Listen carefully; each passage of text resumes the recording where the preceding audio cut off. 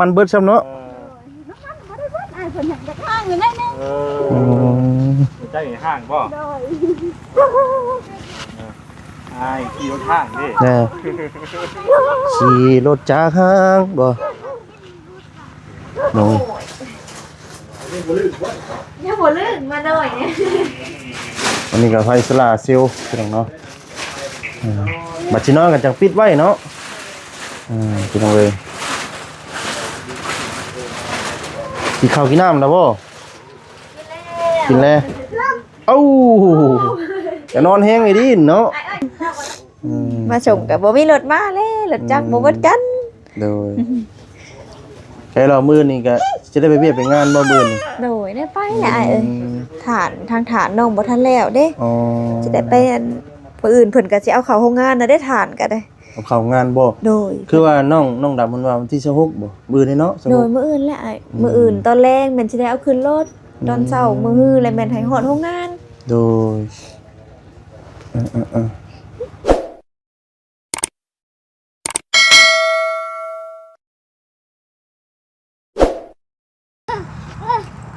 พี่น้อยเนาะเล่นมาแต่กลางไกลเนาะห้ามนะลองโลบนะหามเด้อทางบ่อนะรถน้ำมันเบิดเอ้าเนาะโอ้ยทางว่าน้ำมันเบิดมาโดนละบ่บ่กำลังมาฮอดนี่ได้เอาสบายดีเด้อเนาะสบายดีเบิดละบาดนี้โอ้ยเนาะมานอนเฮือนใหม่น้ำมันเบิดซ้ำเนาะใจห้างบ่ไอ้ขี่รถห้างดิขี่รถจากห้างบ่เล่นน้ำทางน้ำมันเบิดจอยบ่เอาเล็กอันยังทางถึงก็ออกก่อนเนาะเป็นยังไงมันเป็นยังไงฮะโอ้แนวยันน่ะโอ้มันยังแต่มันติดไรแบบนี้ติดบ่ได้ว่ะนี่เขาจอดใช่บ่ได้บ่แล้วให้กินนี่บ่เอาไว้ไปได้เฮาติดนี่ได้ซะสุกไปแล้วก็คัดเกียร์โอ้ดุดใส่คัดเกียร์ได้เปอร์เซ็นต์เนาะเนื้อติดมันแต่ว่าเฮาสุกไปไว้แล้วก็เหยียบเกียร์เอาสิบ่พี่น้องเนาะพี่น้องเนาะมาวันนี้ก็มานำกัน2คนเด้อพี่น้องเด้อเนาะกับทักทายสบายดีพ่อแม่พี่น้อง FC กันเพิ่นสุคนพี่น้องเนาะมื้อนี้ก็ยินดีต้อนรับทุกท่านทุกคนเนาะเข้าสู่ช่องบ่าวสาดีชาแนลเด้อพี่น้องเด้อเนาะมื้อนี้ก็มาถ่ายภาพบรรยากาศเนาะตอนกลางค่ำกลางคืนแน่พี่น้องเนาะทางน้องทองมีพี่น้องเนาะมาอยู่เฮือนใหม่มื้อแรกพี่น้องเนาะเอาจังได๋ก็ฝากเป็นกำลังใจให้พี่น้องเด้อเนาะมื้อนี้ก็ได้เนาะเพิ่นก็มาอยู่จริงๆเนาะพี่น้องเนาะเพราะว่าเพิ่นก็เอาเครื่องเอาของมาอีกพี่น้องเนาะตอนเว้นก็มันยังบ่เบิดพี่น้องเนาะพี่น้องภาษาพี่น้องเนาะอีกจังหน่อยแต่ทางบ่สดีสิเข้าไปสัมภาษณ์ถามไทยทางน้องเพิ่นพี่น้องเนาะเป็นจังได๋พี่น้องเนาะทางบ่สดีให้คือจะไปหากันก็ไปคือบ่เนาะสบายดีเด้อเนาะสบายดีเนาะทางบ่สร้างก็มาอุ่นน้ำกันพี่น้องเนาะ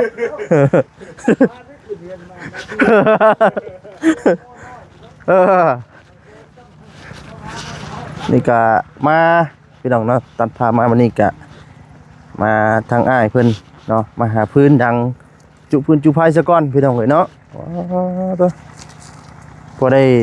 มันหนาวเลยพี่น้องเนาะ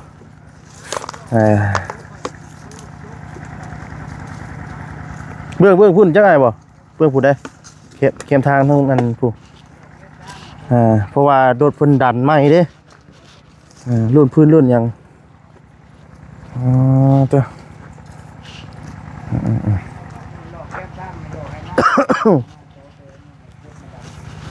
มีกะมาได้ไปหากันแล้วแต่เวียดพี่น้องเลยเนาะมาขี่รถจากห้างมาช้ำเป็นเด้น้องดำเนาะเพิ่นสิบ่กินฮอดเอ้ยบ่เนาะน้องดำนี่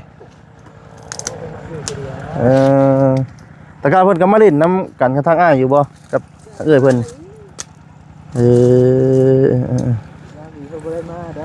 อันน่ะ ยวเลย เป็นมักอยู่ผู้เดียวอ๋อเป็นยังไงเนาะ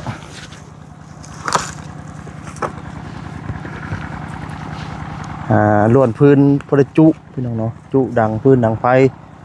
ก็เกิดบ้านใหม่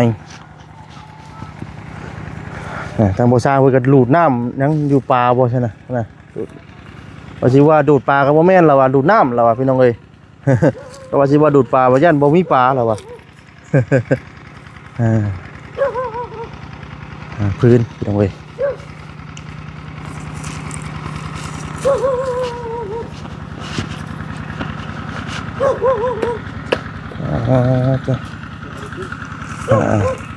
เอาไปจุอุ่นไว้ก่อนได้แล้วก็จังเอาหาลวดใหม่ได้นี่กองนี่ก็มีนี่ข้างทางนี่เดี๋ยวนี่พื้นนี่ดิโอ้หลายอยู่บ่ได้ไปอุ่นไปทำคืนบ่ได้แน่ฮะจุเริ่มหนาวแต่มื้อนี้เด้เริ่มหนาวแล้วกินข้าวแล้วบ่ได้ยังกินมื้อนี้ต้มมีว่าต้มมีใส่ไข่น่ะพี่น้องเอ้ยเนาะอ๋อมื้อนี้เฮ็ดโอวะมื้อนี้บ่ได้เฮ็ดโอบ่มือสั่นแบบนั้น 8 โมง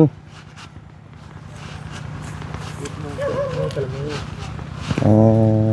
เรียกไปแล้วไปเลิก โดยจุมุมใดมุมหนึงก็ได้จุข้างหน้าบ่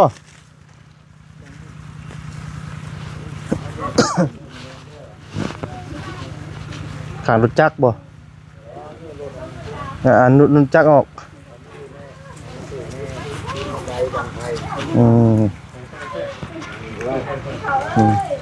รถจักรออกก่อนเนาะมันไม่ได้พื้นโคนมีความหัวกันมันขึ้นประมาณ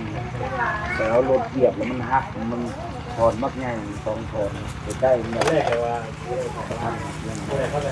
พี่น้องให้ล้มเลยพี่น้องเนาะผู้ป๊าดล้มช่วยบรรยากาศแบบไต่โกงชะกันอีกแล้วพี่น้องในมื้อนี้ก็ได้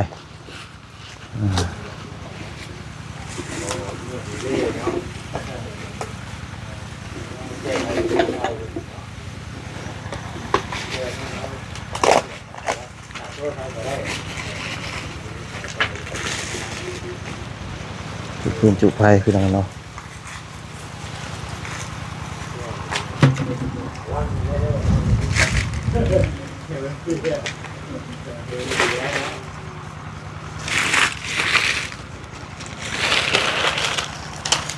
อันนี้แต่กำลังสีชุมพื้นชุมไผ่เท่านี้ก็ได้เนาะมันจะอุ่นในนั้นเนาะติดบ่ลมทำเนาะได้บ่กองงัวแล้วบืนเลยเต็มกองงัวน้อยมาด้วยยันพื้นโคนมึงจัดแจวยังเผาจ้ะมันก็เสียพื้นสิแล้วก็บอกงัวน้อยมาเบาก็ว่าน้องชาบุกไว้แค่นี้เนาะเพราะได้ปลามาจีเนาะมันลมเด้พี่น้องเนาะอยากว่าตัวกันพี่น้องเลยหาแนวมาขังเนาะต้องมีเนื้อขังลมเบิ่นสิงแฮงเนาะเอาเปิดพร้อมนั่นแบบบ่ได้ตอนต้นในเครื่องของเฮากะพี่น้องไอ้เบิ่งก่อนเนาะอันคือว่าคนมามีก็สิแก้มา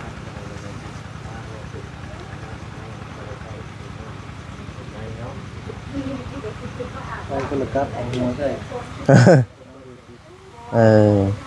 ไฟไหม้บ่ไปคนละกับแล้วหัวไม่ใช่น้ำมันเบิดไม่ใช่อยู่นะเปลี่ยนหัวเอา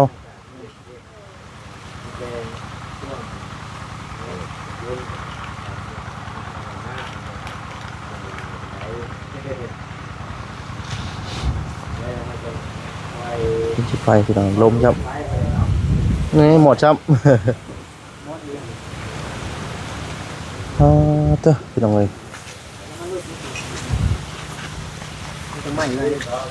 หาไม่น้อยนะหาเอาหญ้าก็ได้นี่หญ้านี่ได้นี่หญ้านี่เดี๋ยวย่างอยู่นี่ฮุบหญ้านี่พอได้อ้อยก่อนนี่ บ่ได้มาอ้อยไผก่อนบ่ให้ยั่วเพิ่นติดก่อนหั่นนะ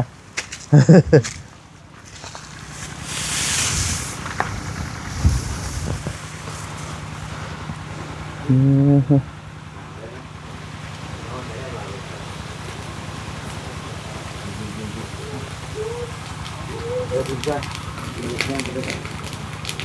กินเจอๆหน่อยเนาะโอ้เหยียบไพ่เลยนี่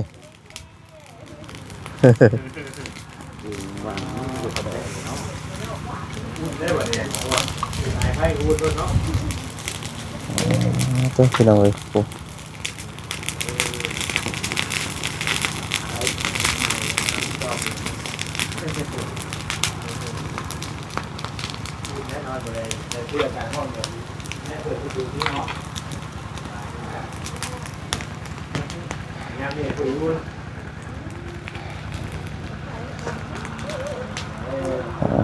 พี่น้องคอนกุ้มบาดถึกจำหนึ่งกับอุ่นจำหนึ่งในไพ่นี่ เอาต้องมันกำลังติด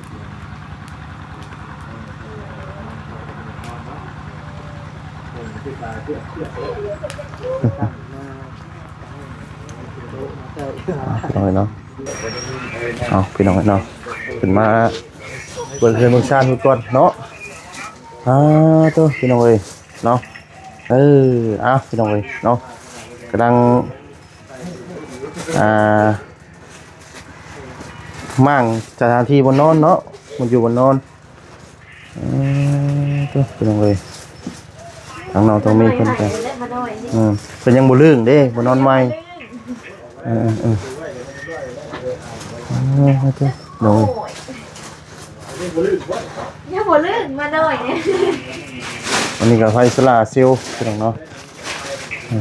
บัดชินอนกันจังปิดไว้เนาะพี่น้องเลยกินข้าวกินน้ำแล้วบ่กินแล้วเอ้าจะนอนแห้งไอ้ดินเนาะ ไอ้เอ้ยพาก่อนลูก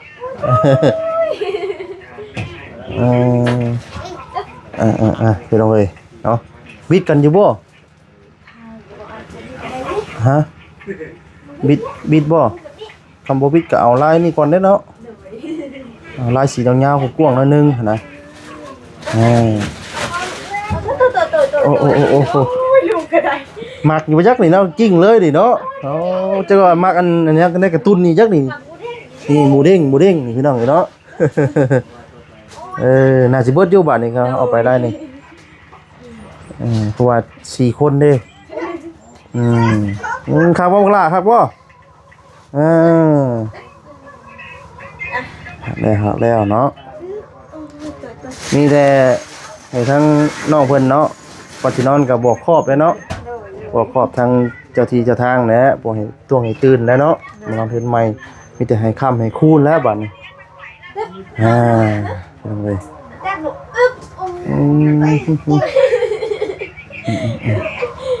งามบ่ ขากบ่ขากบ่ล่ะฟู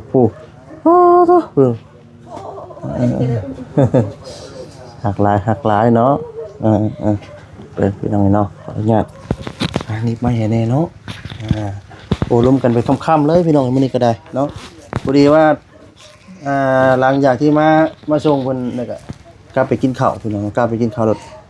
จังได๋ก็ไปล้างรถล้างหน้าแล้วก็ไปตัดผมเสริมรอซะหน่อยก่อนมาวันนี้ค่ำพอดีได้เห็นทางพอดีชบมาเยี่ยมมาเจาะเบิ่งพี่น้องเนาะว่าเพิ่นคนเครื่องของมาเช้าแล้วบ่ว่าซั่นพี่น้องเอ้ยแล้วเพิ่นกำลังมาพอดีที่ว่าเอารถไถมาบ่มีรถไถบ่ซั่นน่ะ บ่มีเอ้ย เกใส่รถจักรมาเลย โดยกะว่าสิหาเพิ่นอยู่ทางนาบ่าวเพิ่นเด้เพิ่นมีบัตรคนครัวมาพุ่นแล้วว่าสิหาเพิ่นคนมาซอยไอ้ขึ้นมานอนก่อนว่าเอารถจักรกันไปเถอะเอ้ยว่า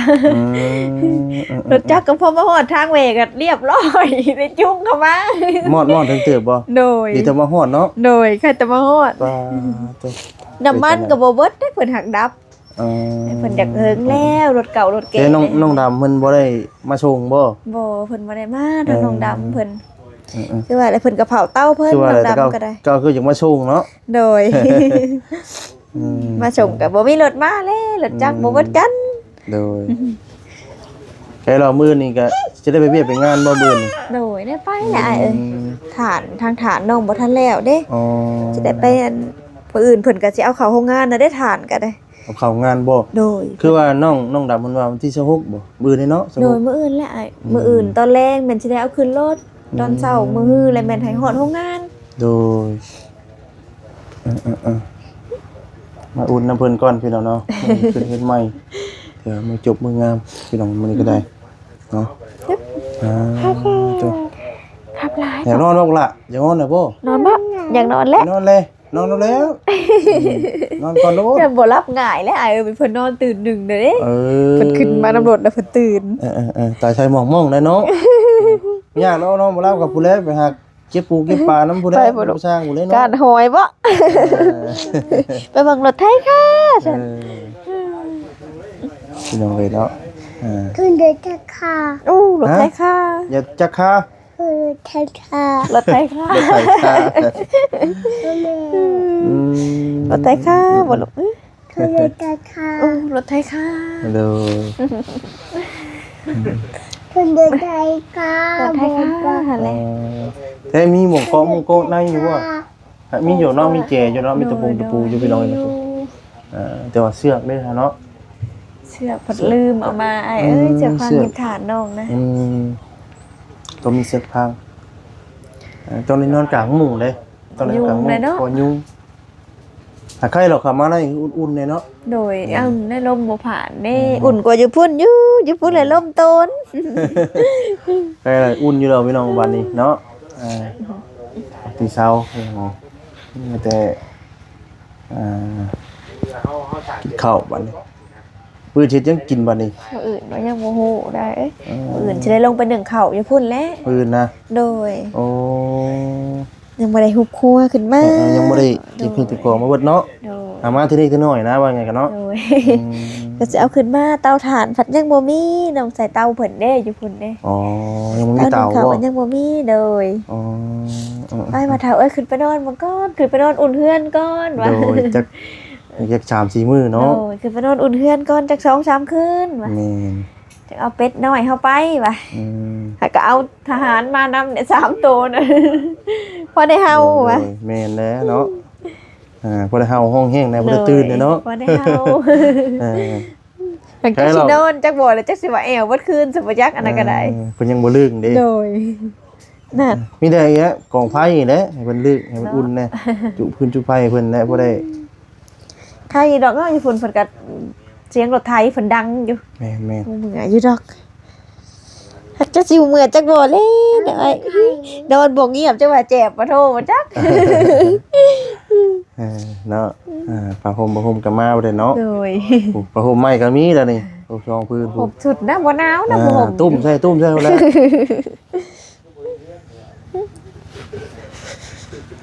แม่น้องเมื่อเว้นนี่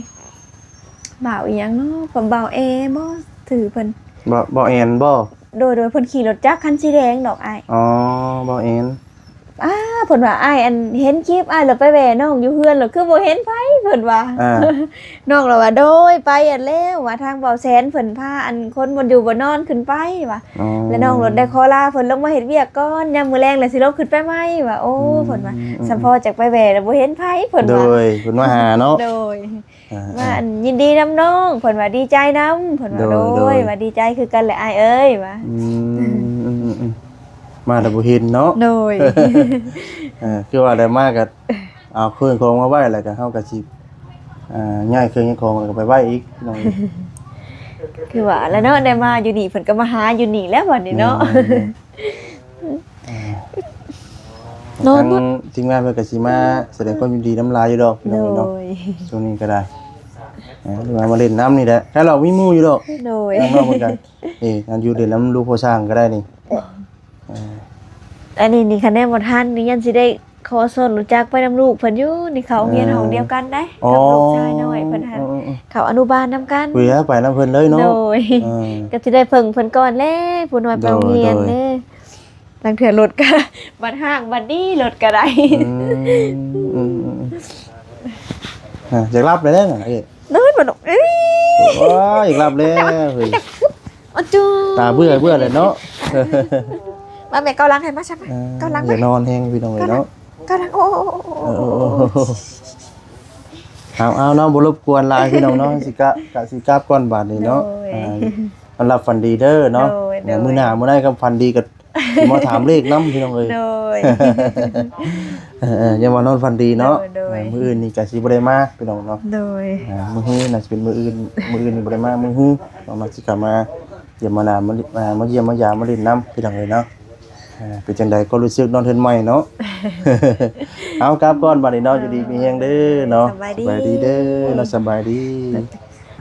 ไปพี่น้องเนาะสำหรับคลิปนี้เนาะทางวัสดีก็สิได้ขอจบคลิปซะก่อนเนาะผิดพลาดจังใดก็ขอโทษขออภัยด้วยพี่น้องเด้อเนาะคำว่าคำใจใดทางวัสดีเนาะบ่บ่มนถูกเนาะขอโทษขออภัยนำพี่น้องเนาะลำลาพระจากไปก่อนแล้วเนาะอยู่ดีมีแฮงทุกท่านทุกคนเนาะก่อนอื่นก็ขอบคุณทางผู้หลักผู้ใหญ่ใจดีเบิดทุกท่านทุกคนเนาะที่ซอยเนาะแล้วก็ให้ความช่วยเหลือเนาะครับครอบครัวน้องทองมีแล้วก็ทางหยังก็พี่น้องเนาะทางครอบครัวเพิ่นเนาะขอให้มีแต่ความสุขความเจริญเนาะจริงๆขึ้นไปเนาะเฮ็ดเวียกการงานอะไรก็ขอเจริญรุ่งเรืองเด้อเนาะทางครอบครัวน้องทองมีเนาะแล้วก็อวยพรทุกสิ่งทางผู้หลักผู้ใหญ่เพื่อทุกท่านทุกคนเนาะขออยู่ดีมีแฮงเนาะสุขภาพร่างกายแข็งแรงมื้อนี้ก็เป็นมื้อวันคริสต์มาสพี่น้องเนาะอยู่ต่างประเทศพี่น้องเลยเนาะบ่ได้เล่นน้ำพี่น้องมื้อนี้ก็ได้เนาะจะเล่นอยู่เนาะเป็นจังไดเด้วันคริสต์มาสพี่น้องเนาะ พี่น้องนำลาไปก่อนเนาะอยู่ดีมีแฮงทุกท่านทุกคนเด้อพี่น้องเด้อเนาะสำบายดีเด้อสำบายดีพี่น้องเลย